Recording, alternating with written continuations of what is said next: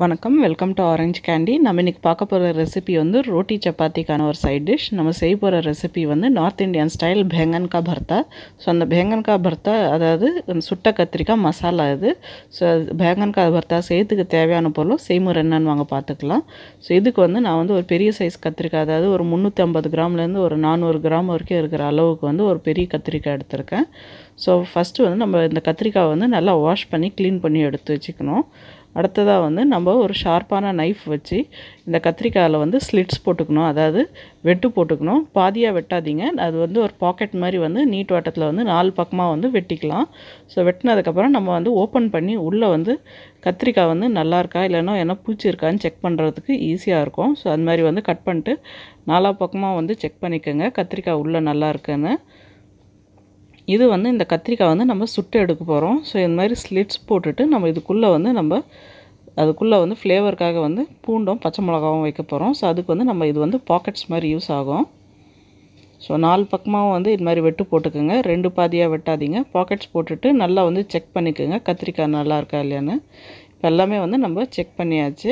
So இந்த ஸ்டேஜில் வந்து நம்ம காரத்துக்கு வந்து இதில் வந்து பச்சை மிளகா வந்து ஸ்டஃப் பண்ணிக்கலாம். ஸோ இது வந்து நான் சுமாராக ஒரு 3 பச்சை மிளகா வந்து நான் இந்த ரெசிபிக்கு யூஸ் பண்ண போகிறேன். ஸோ 3 பச்சை மிளகா வந்து இதை எடுத்து இந்த மாதிரி பாக்கெட்ஸில் வந்து உள்ள கையால் எடுத்து அமுத்து விட்டுடலாம். நம்ம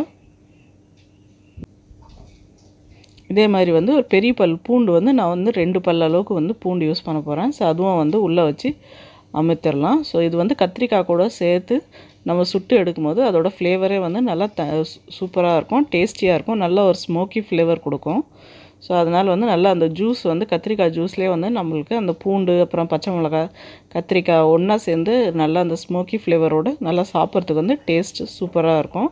ஸோ எல்லா ஸ்லிட்ஸ்லேயும் வந்து நான் வந்து பச்சை மிளகாவும் பூண்டையும் வந்து வச்சு உள்ளே ஸ்டஃப் பண்ணிட்டேன். இப்போ இது வந்து நம்ம வந்து சுட்டு எடுக்கிறதுக்கு ரெடியாக இருக்குது. இதுக்கு மேலே வந்து நம்ம ஃபஸ்ட்டு வந்து எண்ணெய் தடவிக்கணும். ஸோ அப்போ தான் வந்து கொஞ்சம் நல்லா வந்து தோல் வந்து நம்மளுக்கு உரிக்கிறதுக்கு ஈஸியாக இருக்கும். ஸோ இது மேலே வந்து ஒரு 1/2 டீஸ்பூன் அளவுக்கு வந்து எண்ணெய் எடுத்து நல்லா கையாலே வந்து நான் வந்து தடவி விட்டுக்கிறேன், ஸ்ப்ரெட் பண்ணி விட்டுக்கிறேன்.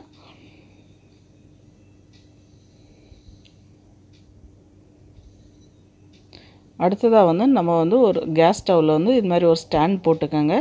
ஸ்டாண்ட் போட்டு மீடியம் ஃப்ளேம் வச்சுட்டு இப்போ நம்ம ரெடி பண்ணி வச்சுருக்க கத்திரிக்காய் வந்து நல்லா 4 பக்கமாக வந்து நல்லா வந்து சுட்டு எடுக்க போகிறோம் நம்ம. ஸோ இது வந்து நல்லா திருப்பி விட்டு நல்லா வந்து அதை வந்து சுட்டு எடுக்கணும் நம்ம.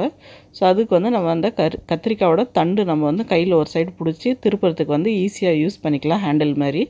இல்லைன்னா நீங்கள் வேணும்னா சுட்டு எடுக்கிற வடை குத்தி அந்த கம்பி கூட யூஸ் பண்ணி, இல்லைன்னா நீங்கள் உங்கள்கிட்ட ஸ்க்யூவர்ஸ் இருந்தால் கூட நீங்கள் ஸ்க்யூவர்ஸ் கூட இன்சர்ட் பண்ணி நீங்கள் வந்து அதை வந்து ரொட்டேட் பண்ணுறதுக்கு யூஸ் பண்ணிக்கலாம், ஹேண்டில் மாதிரி. ஸோ இது வந்து நல்லா ஈவனாக வந்து எல்லா பக்கமாக வந்து நல்லா சுட்டு எடுக்கணும் நம்ம. ஸோ அப்போ தான் வந்து நம்ம கத்திரிக்காய் வந்து நல்லா உள்ளே வந்து வேகணும். இப்போ பாருங்கள் கத்திரிக்காயெலாம் நல்லா வெந்துருச்சு, தோல்லாம் பாருங்கள் நல்லா வந்து வெந்து வெளியில் கருகுன மாதிரி இருக்குது. ஸோ அது கவலைப்படாதீங்க, உள்ளே வந்து கத்திரிக்காய் வந்து நல்லா வேகிற வரைக்கும் நல்லா வந்து நம்ம சுட்டு எடுத்துக்கணும். ஸோ அதுலேருந்து கத்திரிக்காயிலேருந்து நல்லா ஒரு ஜூஸ் அதோட ஃப்ளேவர் மணமெல்லாம் வந்து நல்லா வர ஆரம்பிச்சிருச்சு. ஸோ இது நல்லா ஈவனாக வந்து எல்லா சைடும் வந்து இந்த மாதிரி வந்து சுட்டு எடுத்துக்கோங்க. சுட்டதுக்கப்புறம் இது ஒரு பிளேட்டில் எடுத்து வச்சுருங்க. இது வந்து நல்லா ஆறுனதுக்கப்புறம் நம்ம அது மேலே இருக்கிற தோலை வந்து பிச்சு எடுத்துடணும். ஸோ இது ஈஸியாகவே வந்துடும் அது. அப்புறமா வந்து நம்ம அது மேலே இருக்கிற தண்டை வந்து கட் பண்ணி எடுத்துக்கணும்.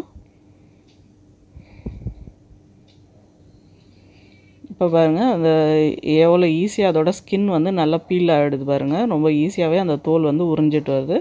ஸோ மற்ற தோலையும் உரிச்சிட்டு நம்ம அது மேலே இருக்கிற பாருங்கள் சூப்பராக அந்த பூண்டு பச்சை மிளகாய் அதுக்குள்ளே வந்து நல்லா வெந்து ரோஸ்ட் ஆகிருக்கு அதுவும். ஸோ மேலே இருக்கிற அந்த காம்பையும் வந்து நம்ம கட் பண்ணி எடுத்துடலாம். இது காம்பு நம்மளுக்கு தேவையில்லை, ஸோ அதை நம்ம தூக்கி போட்டுடலாம். ஸோ மற்ற கத்திரிக்காயும் அந்த பூண்டு பச்சை மிளகாய் எல்லாத்தையும் சேர்த்து நம்ம ஒரு ஃபோர்க் வச்சு மேஷ் பண்ணிக்கலாம். எல்லாமே ஒன்றா சேர்த்து நல்லா மசிச்சு விட்டுக்கலாம். அந்த பூண்டு பச்சை மிளகாய் கத்திரிக்காய் எல்லாமே ஒன்றா வச்சு நல்லா அந்த ஃபோர்க் வச்சு மசிச்சு விட்டுக்குங்க. இப்போ பாருங்கள் எல்லாமே வந்து நல்லா மசிச்சு வச்சாச்சு. இப்போ வந்து வாங்க பேங்கன் கா பர்த்தா எப்படி செய்யுதுன்னு வாங்க பார்க்கலாம். இப்போ நம்ம இதுக்கு வந்து ஒரு கடாயில் வந்து 2 ஸ்பூன் அளவுக்கு வந்து எண்ணெய் சேர்த்துக்கோங்க. எண்ணெய் சூடாக இருந்தால் அதில் வந்து 1/2 டீஸ்பூன் அளவுக்கு வந்து கடுகு சேர்த்துக்கோங்க. கூட வந்து 1/2 டீஸ்பூன் அளவுக்கு வந்து சீரகம் சேர்த்துக்கோங்க. கடுகும் சீரகமும் வந்து நல்லா பொரியட்டும். கடுகு சீரகம் நல்லா பொரிஞ்சதுக்கப்புறம் நம்ம இதில் வந்து ஒரு மீடியம் சைஸ் வெங்காயம் வந்து பொடியாக நறுக்கி சேர்த்துக்கலாம். வெங்காயம் வந்து நல்லா பிங்க் ஆகிற வரைக்கும் வதக்கிக்கலாம். நம்ம வெங்காயம் நல்லா பிங்க் ஆனதுக்கப்புறம் நம்ம இதில் வந்து 1 டீஸ்பூன் அளவுக்கு வந்து இஞ்சி பூண்டு பேஸ்ட்டு சேர்த்துக்கலாம். இஞ்சி பூண்டோட பச்சை வாடை போகிற வரைக்கும் ஸ்லைட்டாக வந்து நல்லா வதக்கிக்குங்க. அடுத்ததாக வந்து நம்ம வந்து இதில் தக்காளி சேர்த்துக்கலாம். ஒரு பழுத்த தக்காளி வந்து பொடியாக நறுக்கி சேர்த்துக்கலாம். அதில் தக்காளி வந்து நல்லா வெந்து சாஃப்ட் ஆகணும். இப்போ பாருங்கள், தக்காளி நல்லா வெந்து சாஃப்ட் ஆகிடுச்சு. அடுத்ததாக வந்து இதில் 1/4 டீஸ்பூன் அளவுக்கு மஞ்சள் தூள், அப்புறம் 1 டீஸ்பூன் அளவுக்கு வந்து மிளகாத்தூள் சேர்த்துக்கலாம். நம்ம அந்த மசாலாவோட பச்சை வாடை போகிற வரைக்கும் நல்லா வந்து வதக்கிக்குங்க. இப்போ மசாலாவோட ரா ஸ்மெல் போனதுக்கப்புறம் நம்ம ஏற்கனவே சுட்டு மசிச்சு வச்சுருக்க கத்திரிக்காய், பூண்டு, பச்சை மிளகாய் அந்த கலவையை வந்து இதில் சேர்த்துக்கலாம். சேர்த்துட்டு இது வந்து நல்லா மிக்ஸ் பண்ணி விடுங்க. நல்லா மிக்ஸ் பண்ணி அது மசாலாவோட ஒன்றா சேர்ந்து வரணும். அது இப்போ வந்து நம்ம கத்திரிக்காய்க்கு தேவையான அளவுக்கு உப்பு சேர்த்துக்கலாம். உப்பு சேர்த்துட்டு இது வந்து நல்லா மிக்ஸ் பண்ணி விடுங்க. மிக்ஸ் பண்ணி விட்டுட்டு கத்திரிக்காய் வந்து நல்லா கரண்டியால் வச்சு நல்லா கொஞ்சம் குத்தி விடுங்க. நல்லா மசிச்சு விடுங்க. ஸோ அது மசாலாவோட ஒன்றா சேர்ந்து வரணும். எவ்வளோ ஸ்மாஷ் பண்ண முடியுமோ அந்த அளவுக்கு ஸ்மாஷ் பண்ணிக்கோங்க. ஸோ அது மசாலாவோட சேர்ந்து நல்லா மிக்ஸ் ஆகும்போது டேஸ்ட்டே வந்து நல்லா சூப்பராக இருக்கும். இப்போ ஆல்மோஸ்ட் நம்ம பேங்கன்கா பர்த்தா ரெடி ஆகிடுச்சு. இப்போ இது மேலே வந்து ஃப்ளேவருக்காக வந்து ஒரு 1/2 டீஸ்பூன் அளவுக்கு வந்து கரம் மசாலா சேர்த்துக்கோங்க. இது ஒரு நல்ல ஒரு ஃப்ளேவர் கொடுக்கும். ஃபைனலாக வந்து 2 டேபிள் ஸ்பூன் அளவுக்கு வந்து ஃப்ரெஷ் கொத்தமல்லி வந்து பொடியாக நறுக்கி இது கூட சேர்த்துக்கோங்க. சேர்த்துட்டு நல்லா மிக்ஸ் பண்ணி விடுங்க. அவ்வளோதாங்க, சூப்பரான டேஸ்டியான பேங்கன்கா பர்த்தா இல்லைனா சுட்ட கத்திரிக்காய் மசாலா வந்து ரெடி ஆகிடுச்சு. வாங்க இது வந்து சூடான சப்பாத்தியோட பரிமாறிடலாம். சூப்பரான டேஸ்டியான பேங்கன்கா பர்த்தா இல்லைனா சுட்ட கத்திரிக்காய் மசாலா வந்து ரெடி ஆகிடுச்சு.